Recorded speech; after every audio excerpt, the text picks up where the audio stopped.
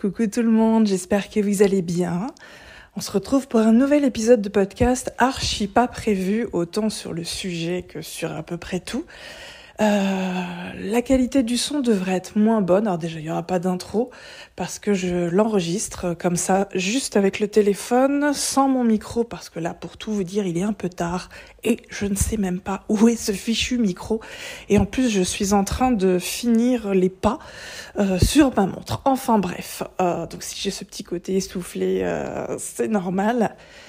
Je voulais partir de quelque chose qu'on m'a beaucoup demandé ces derniers temps quand j'ai partagé un retour sur objectif. Quand je vous ai dit, ça y est, je suis enfin devenue la référence auprès de tous mes amis et de toute ma famille. Dès que quelqu'un a un problème, une problématique, un blocage, un questionnement, quelque chose à régler, eh bien maintenant, ça y est, systématiquement, tout le monde se tourne naturellement du premier coup, c'est le premier réflexe, vers mon travail. Quand je dis vers mon travail, ça veut dire soit on me contacte tout de suite en ma qualité de coach, tout simplement, pour voir comment régler les choses, et non en ma qualité d'ami, et ça c'est important aussi de le préciser, et ou vers un audio, voilà, ou vers quelque chose que j'ai écrit, etc., etc. Et au moment où je l'ai formulé, je me suis dit, mais en fait, c'est exactement ce que j'avais écit dès le départ. Quand j'ai créé mon entreprise mi-septembre 2019, à peu près le jour même, j'ai fait quelque chose, ça a été de poser des objectifs à terme. J'avais dû piocher l'idée dans une vidéo, je vous cache pas, je suis quasiment certaine que j'ai pioché l'idée dans une vidéo, sauf que je ne sais plus de qui, de quand, de où, donc je peux vraiment pas vous donner les liens. Mais en tout cas, l'idée, c'était de où est-ce que tu te vois, qu'est-ce que tu as envie dans 1 an, dans 3 ans, dans 5 ans. Et c'est un exercice de développement personnel assez basique, hein, finalement. Je pense que vous pouvez le trouver dans pas mal d'endroits. Mais c'est intéressant quand tu es entrepreneur aussi, parce que quand tu crées une entreprise, tu es censé avoir quand même certains objectifs. Tu vas pas créer une entreprise pour le fun, même si c'est bien de s'amuser, ni par curiosité, ni pour voir peut-être que... Non, tu le crées avec des objectifs. Donc moi, c'est pas un carnet, parce qu'on me demande souvent est-ce que j'ai gardé le carnet. C'était pas un carnet, c'était une banale feuille de carnet sur laquelle j'avais écrit mes objectifs à 1 an. Donc ça m'amenait de mi-septembre 2019 à mi-septembre 2020. Mes objectifs à 3 ans, ce qui faisait donc de 2019, 20, 21, 22, donc à septembre 2022. Et mes objectifs à 5 ans, qui m'amènent donc en septembre 2024, c'est-à-dire, limite dans quelques jours quand même. Et donc au moment où je disais ça y est, je suis enfin devenue la référence auprès de tous mes amis, ma famille, etc. J'ai tilté et j'ai rouvert ce papier et je me suis dit, mais c'est ça en fait. C'était dans mes objectifs à 5 ans. Donc, où est-ce que je me voyais dans 1 an ?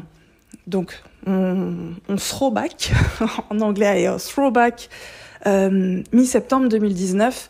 Je démarrais complètement, j'avais aucune connaissance de quoi que ce soit. Je savais pas, au fond de moi, que ça allait marcher autant que finalement, je le vois aujourd'hui, 5 ans après. Mais je le voulais, ça c'est certain.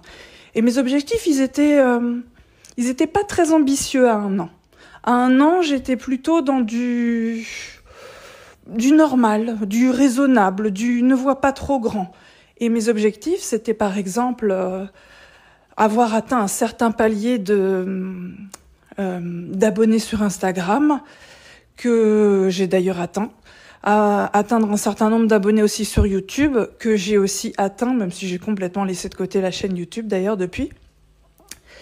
Un certain nombre d'audios à atteindre. Oui, parce que là, je vous fais tout de tête. Vu que je suis en train de marcher, je vous fais tout de tête. Mais normalement, j'ai une bonne mémoire. Il faut juste que je fasse des pour les retrouver, c'est tout. Et donc, tout ça, ça a été atteint, je dirais, en moins d'1 an. Ensuite, il y avait les objectifs à 3 ans. Il y avait un petit peu plus d'ambition, déjà, clairement, puisque je marquais quelque chose dedans qui, pour moi, était inenvisageable au moment où je l'écrivais. Je voulais sortir mon premier programme. Donc vous le savez, je sors des audios, mais je voulais un programme.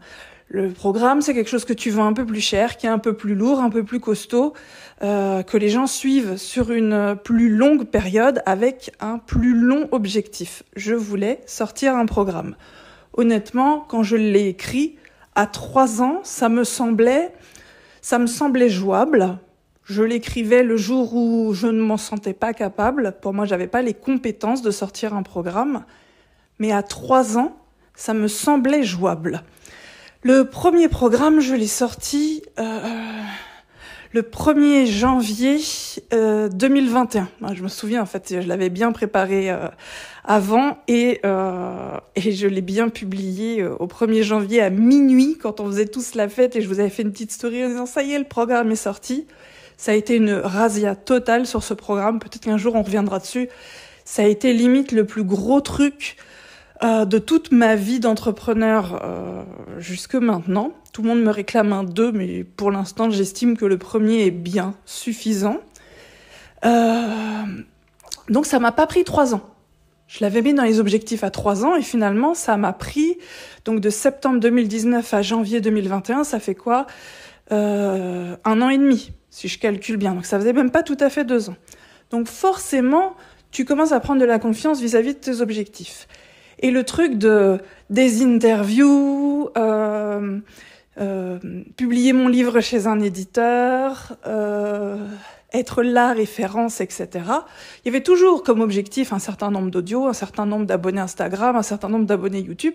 Mais là, il y avait des choses beaucoup plus ambitieux dans le sens, sortir un livre et le publier chez un grand éditeur, il était dans les objectifs à 5 ans et pas à 1 an et 3 ans. Être la référence du développement personnel et spirituel, pareil, objectif à 5 ans, parce que pour moi, c'était pas envisageable avant. Et donc tout ça, toutes les interviews, etc., je les ai effectivement obtenues dans ma 3e, 4e et 5e année. Et c'est ça qui est très intéressant. Alors après, on peut se demander, est-ce que je les ai obtenues dans les délais dans lesquels je les avais écrits parce que je m'étais programmé ce délai dans ma tête, ce qui est tout à fait possible, puisque c'est ce que je passe mon temps à vous dire. Si tu crois que ça va être long et dur, t'inquiète, tu seras pas déçu, ce sera long et dur. Si tu crois que c'est facile, il y a quand même beaucoup plus de chances que ce soit facile. Donc, on ne sait pas du tout.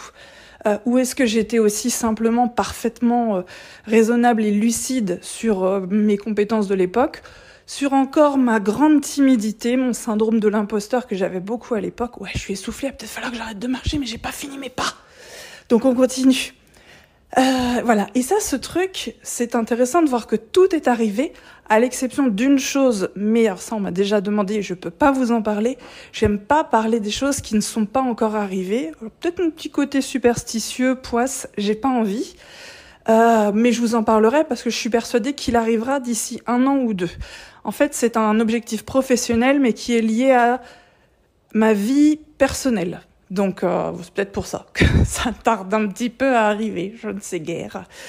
Et donc, c'est marrant parce que je vous ai déjà parlé du scripting pour manifester, et là, en fait, je l'ai écrit une seule fois. C'est pas quelque chose que j'ai écrit tous les jours, c'est pas quelque chose que j'ai écrit une fois et que j'ai relu je ne sais combien de fois, non. C'est quelque chose que j'ai écrit une fois et que j'ai laissé dans mon carnet. Pour les gens qui me suivent, c'est mon carnet un peu fourre-tout, mon gros carnet que j'avais acheté chez Emma à Paris 12, qui a des intercalaires et tout. Et j'avais toute une partie manifestation, loi de l'attraction. Et c'est là-dedans que je marquais. Je m'en souviens en plus parce que je marquais ce genre de choses en général à la nouvelle lune. Donc j'ai dû choper la nouvelle lune de septembre 2019 qui devait coller pas loin avec la création de mon entreprise quand j'ai fait cette demande. Après, c'était ma petite superstition de l'époque. Et donc voilà, j'ai écrit ça une fois. J'ai pas été le relire chaque jour. Bien évidemment que j'ai dû le relire de temps en temps, étant donné que c'était dans mon carnet fourre-tout, le carnet dans lequel j'écris tous mes coachings, toutes mes idées, tous mes trucs. Donc ce carnet, il est absolument incroyable. Donc forcément que j'ai dû le relire, je pense, une fois par mois environ, ces petites listes-là. Mais voilà, c'est pas quelque chose que je me suis réancré quotidiennement, c'est plus quelque chose que j'ai écrit et puis j'ai complètement lâché prise, puisque je me souviens que de temps en temps, je retombais dessus et je me disais « Ah ouais, il y avait ça, oh, c'est arrivé !» À chaque fois, je me disais, même voilà, je vous dis des trucs tout bêtes. Moi, j'avais demandé à être repéré par des gens connus. Ouais, parce que c'est ma façon de voir les choses. Pour que ton travail il se développe, faut qu'il y ait des gens un peu plus connus que toi qui t'aident un petit peu à te faire connaître et à te diffuser. Donc en tout cas, c'était ma manière de voir les choses. Et j'avais noté ça. Et effectivement, c'était arrivé. C'était arrivé parce que, faudrait que je vous les marque. En fait, il y en a plein qui sont tombés sur mon compte, qui m'ont écrit. Et je trouve ça vraiment chouette. Il y a des gens qui sont connus, qui ont accès à mon travail, qui le partagent, qui me partagent en story, etc. Il y a des gens qui écrivent à part, il y a des gens qui sont abonnés, qui likent, et c'est marrant parce que je l'avais écrit. Voilà. Donc, c'est ce que j'avais envie de vous partager, là, de manière un petit peu essoufflée et sans micro. Ce sera de loin le podcast, je pense, le moins agréable à écouter en qualité auditive. Je suis pas certaine que c'est quelque chose que vous allez écouter avant de vous endormir, mais bon, on ne sait jamais.